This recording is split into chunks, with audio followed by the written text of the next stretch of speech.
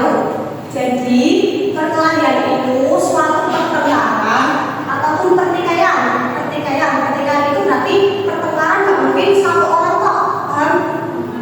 Sehingga diartikan perkelahian itu yang tadi kalian jawab berantem, pertengkaran. Kalau pertengkaran berarti kan nggak mungkin satu orang, berarti ada lawannya, paham? Nah, anak pelajar itu apa? Selain siswa? Selain murid? Apa? Selain itu, selain peserta didik ada lagi nggak? Apa? Pelajar itu seseorang yang sedang menempuh pendidikan. Jadi perkelahian antar pelajar itu suatu pertengkaran ataupun perkelahian yang biasanya dilakukan secara beramai-ramai ataupun kelompok yang banyak melibatkan pelajar dari dua kelompok ataupun dua arah. Paham sampai sini?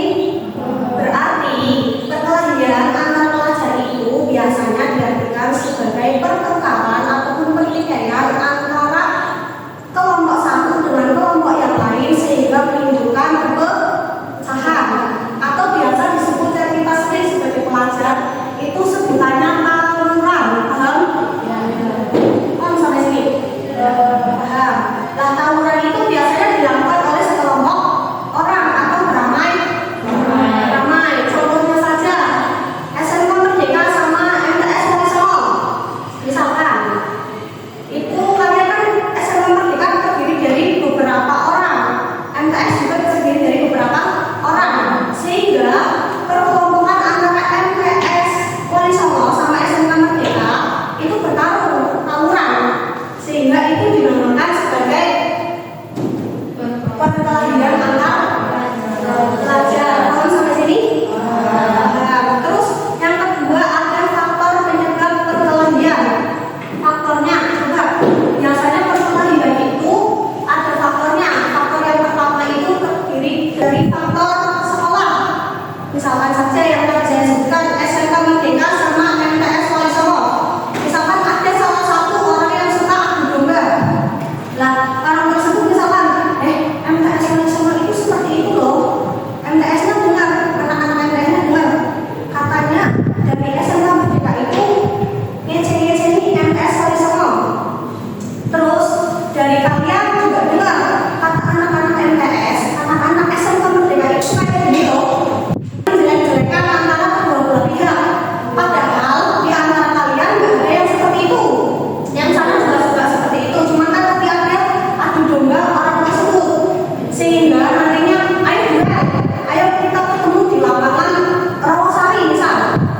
Nanti kalian itu adu tawuran membawa bahan batuan, alat-alat yang berat, alat-alat yang membahayakan, sehingga terjadinya perkelahian antar. Paham sampai sini? Paham. Terus larangan berkelahi dan bermusuhan. Larangan berkelahi dan bermusuhan itu terdapat dalam Quran surat Al-Ahzab ayat 58 yang bunyinya Bismillahirrahmanirrahim. Walladzina yu'minuna al-mu'minina wal mu'minati bighairi ma kasabu faqad tamalu butanan wa isman mubinan. Yang artinya orang-orang yang menyakiti mukmin dan mukminat tanpa ada kesalahan yang mereka perbuat, sungguh mereka menanggung kebohongan dan dosa yang nyata. Dosa yang nyata di sini misalkan kalian kan di sini muslim semua, terus yang di sana kan juga muslim tadi yang MTS. Lah, padahal kan kalian tidak ada permasalahan secara pribadi karena tadi satu orang tersebut mengadu domba sehingga terjadinya perkelahian tersebut yang nantinya menimbulkan dosa. Terus dampak dari perkelahian antar pelajar dampaknya apa? Misalkan kalian perkelahian tersebut dampaknya bagi diri sendiri apa? Dampak bagi diri sendiri apa? Dampaknya sangat banyak. Salah satunya misalkan kalian melakukan seperti itu kan tidak hanya kalian saja yang kena imbasnya, tapi juga orang tua. Misalkan saja tangannya kena batu sampai berdarah, tangan rumah sakit Nah, bayaran tersebut otomatis misalnya kalian belum bekerja yang bayar orang tua, sehingga dampak-dampak tersebut itu bukan hanya dimiliki oleh diri sendiri, tetapi melibatkan juga orang lain. Paham sampai sini? Terus solusi menghadapi perkelahian antar pelajar.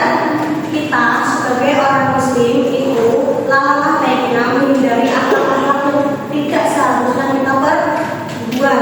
Paham sampai sini? Paham. Yang kedua ada minuman keras.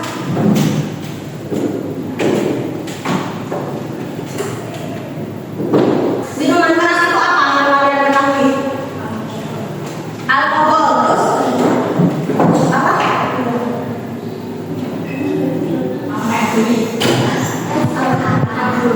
Anggur merah, terus apa lagi? Apa? Terus apa lagi?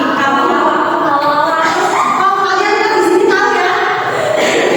Ya, jadi minuman keras itu jenis minuman yang mengandung alkohol sehingga menyebabkan ketagihan bagi orang yang mengkonsumsinya. Di sini ada yang mengkonsumsi minuman-minuman tersebut? Iya. Di sini ada? Iya. Gak ada ya? Sama ya? Iya.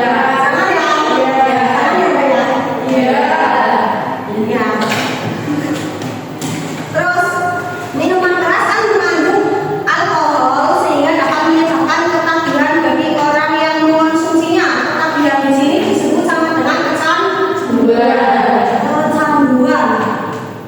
Dan dari mengkonsumsi alkohol tersebut otomatis misalkan kita tidak mengkonsumsi hari ini, tetapi hari-hari sebelumnya kita sering mengkonsumsi, sehingga misalkan nanti kalian pengen mengkonsumsi tapi tidak mempunyai uang untuk membeli, otomatis kan kalian marah-marah sendiri sama diri sendiri, emosi sendiri sama diri sendiri, sehingga alangkah baiknya mending tidak usah mencoba hal-hal yang tidak seharusnya dicoba. Paham? Terus minuman beralkohol itu dikelompokkan dari tiga kelompok.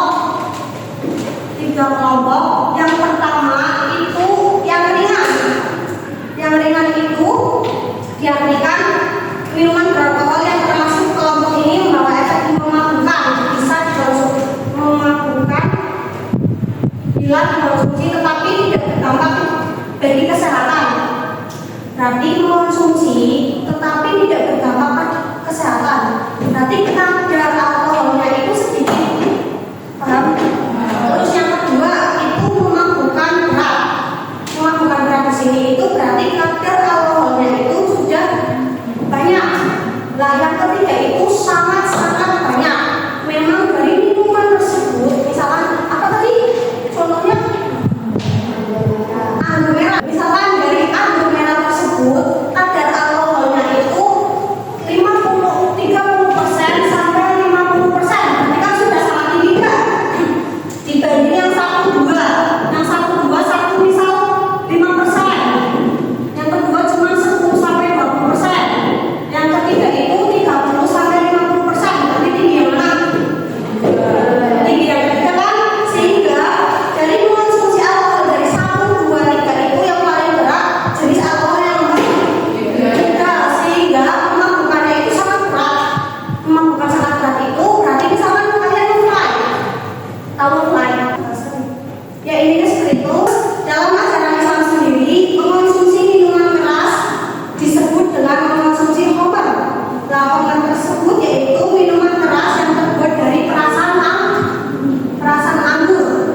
Namun, pengertian khamr sendiri menurut syara adalah segala macam minuman yang memabukkan baik yang dibuat dari anggur maupun bahan dasar lainnya. Dampak dari orang-orang yang mengonsumsi minuman keras itu apa?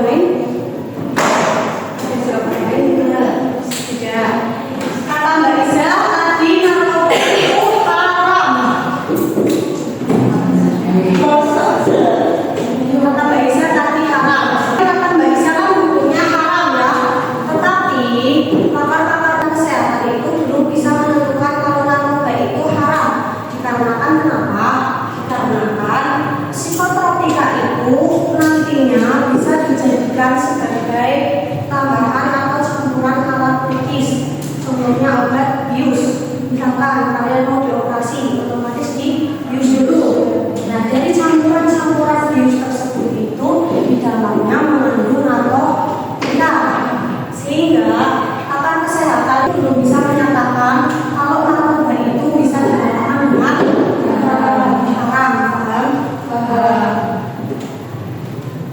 Selanjutnya yaitu manfaat menjauhi narkoba.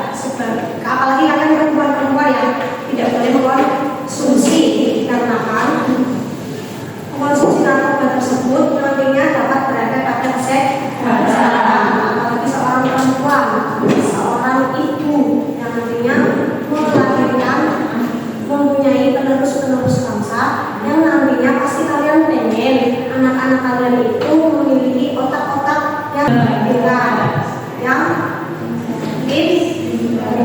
sehingga pesan saya, jangan sampai kalian mengkonsumsi hal-hal yang tidak boleh dikonsumsi. Contohnya narkoba, minuman keras, kecuali memang kepepet seperti tadi yang saya jelaskan, harus dioperasi, dibungkus, otomatis kalian tidak usah memikirkan, nah itu kan ada narkotikanya, itu kan tidak boleh dikonsumsi.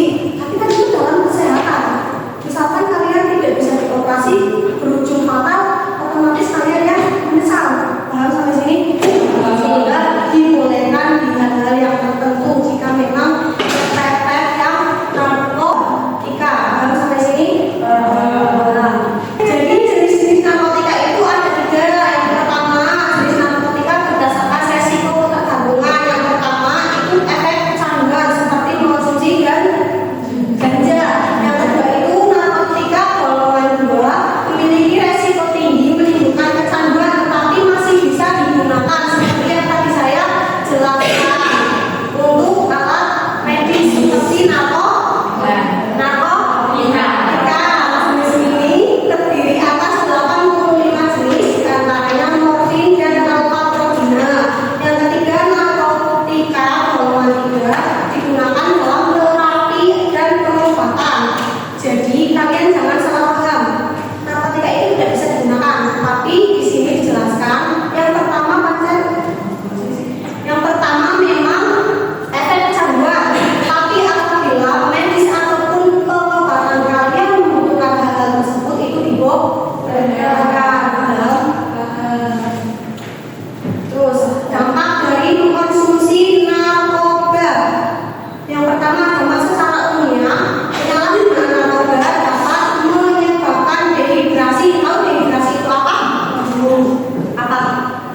Tadi yang jawab, dehidrasi itu apa? Kurang minum air. Yang benar, yaitu benar, tapi lebih benarnya keseimbangan elektrolit berkurang sehingga tubuh kekurangan cairan. Terus pengguna narkoba khususnya ganja akan mengalami halusinasi, berpikir yang sudah melewati batas. Terus itu dampak secara umumnya. Lalu dampak secara pribadinya itu kepribadian pengguna narkoba mengalami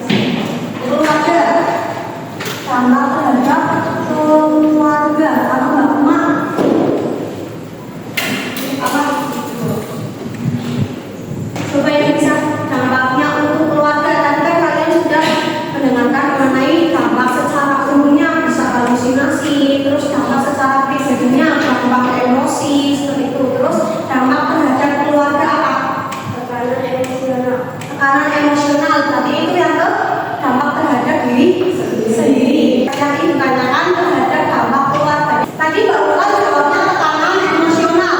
Nah, tekanan emosional. Nah, tekanan emosional itu masuk kepada dampak terhadap diri sendiri. Nah, yang saya tanyakan, yang ditanyakan itu dampak terhadap keluarga apa? Tadi Mbak Umar.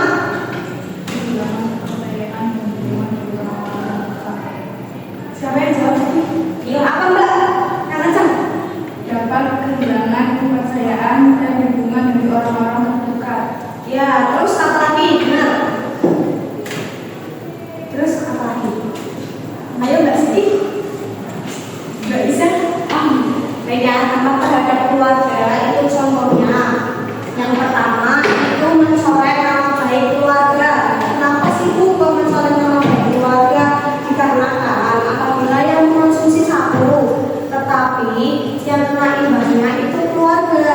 Dikarenakan tetangga-tetangga kita, orang lain itu tidak melihat kitanya yang salah, tetapi semua keluarganya itu dicap jelek. Paham sampai sini? Paham.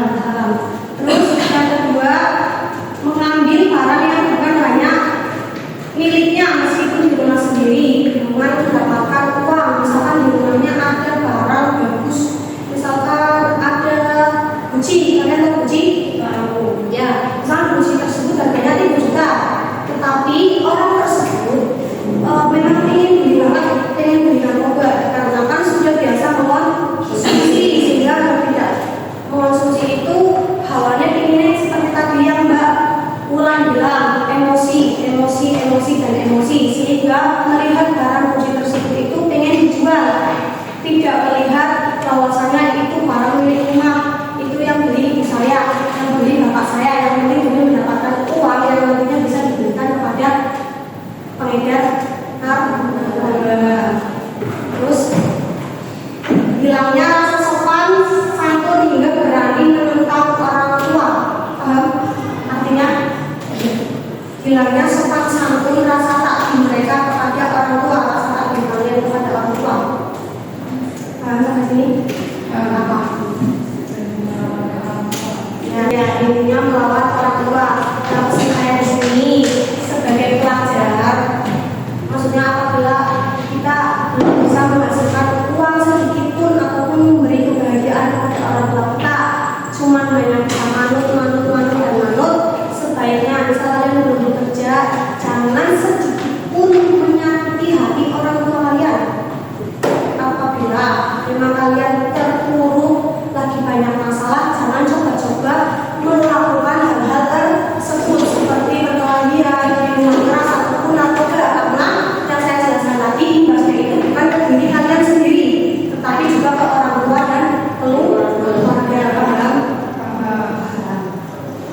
Contoh dalam rumah yaitu seperti perkelahian antar pelajar, tidak dilakukan secara individu tetapi berkelompok ataupun beramai-ramai. Yang kedua, mengonsumsi minuman keras sehingga apabila mengonsumsi itu hilangnya kesadaran.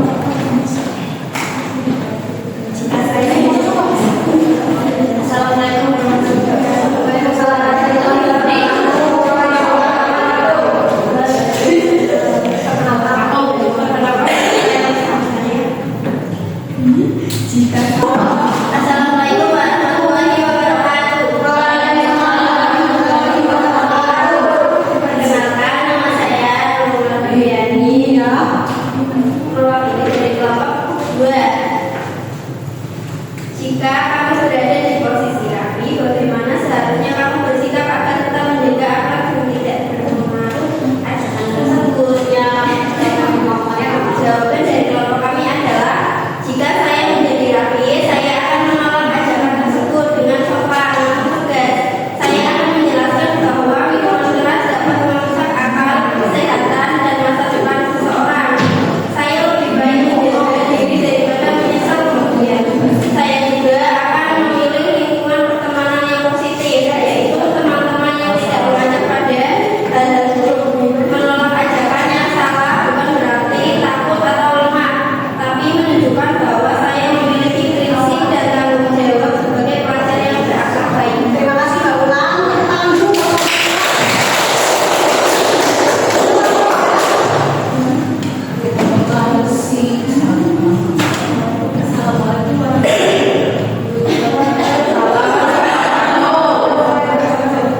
Rani adalah siswi yang ditulis ke bawah berkas terjunnya dari berbagai siswa sekolah lain untuk menceritakan bahwa dengan berkas dan kita untuk perbedaan tersebut dia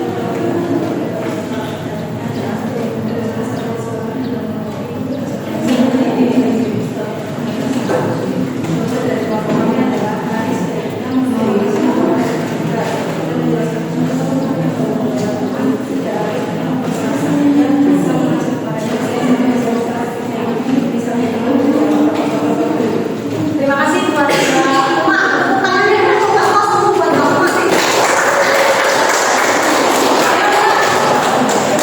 Mbak Siti, ayo. Assalamualaikum warahmatullahi wabarakatuh.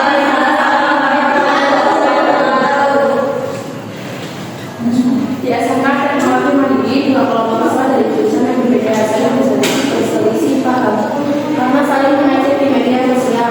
Akibatnya mereka terlibat perkelahian di luar sekolah dan video perkelahian tersebut tersebar di internet sehingga merusak nama baik sekolah.